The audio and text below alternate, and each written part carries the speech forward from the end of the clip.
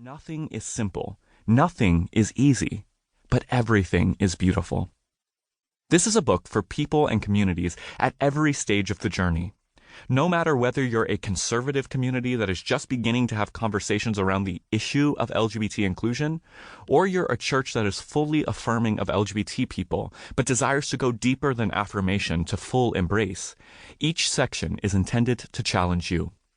The lessons, stories, and wisdom contained in these chapters come from the work that I've been privileged to do since 2013, work that has permitted me to travel across North America and Europe to meet some of the most remarkable LGBT leaders, theologians, activists, and other individuals. They have opened their hearts and shared their experiences with me so that I might help other individuals and communities to begin this important journey towards true inclusion. Back to that meeting with the dean of my Bible college. I walked out of his office that day feeling utterly afraid, shamed, and threatened with expulsion over my inclusive stance and beliefs. He had insisted that if I continued such behavior after I graduated, the defenders of orthodoxy would publicly question my integrity. At the time, I didn't know what to believe. I didn't know who I was. I didn't know how to identify. I was confused and afraid, a young Christian who desired only one thing: to serve God by being a pastor.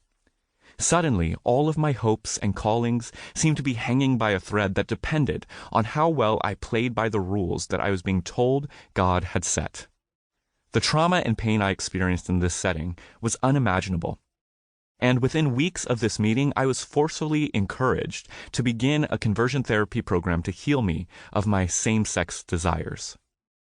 All of this was to ensure that I stayed on the right side of the theological, social, and political aisle, instead of teetering on the edge of eternal hell, or worse, being thrown out of the evangelical movement. During this season, I found a small church just a few blocks from my school that identified as deeply Christian, but also deeply inclusive.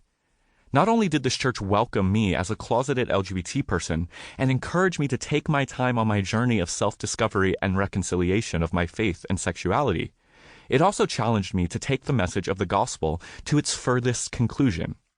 That meant beginning to think about how to be a person that didn't merely welcome individuals from all genders, sexualities, ethnicities, cultures, socioeconomic statuses, disabilities, backgrounds, and religions, but also embrace them with God's unconditional and never-ending, all-expansive love.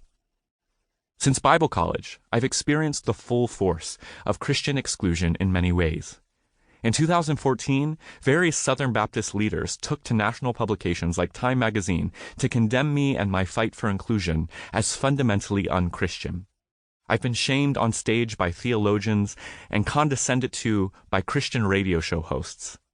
I have also heard thousands of stories of LGBT people who have experienced more harm than I could ever fathom. That harm has come not only from conservative communities who exclude people outwardly, but also from within communities whose members think they're being inclusive simply because they have a sign on the church or a rainbow flag in the sanctuary.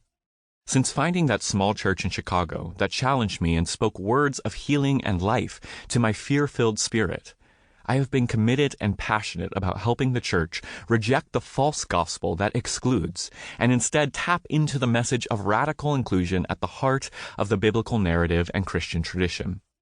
For me, this has taken many forms: organizing conferences that feature exclusively LGBT Christian speakers so that church leaders can hear our real stories and see the real impact of toxic exclusive theology; hosting closed-door meetings in Nashville, Salt Lake City, and London with the leaders and influencers of some of the largest denominations in the world; and working with political leaders in the White House and on Capitol Hill to secure full rights, not just for LGBT individuals, but for all people without exception.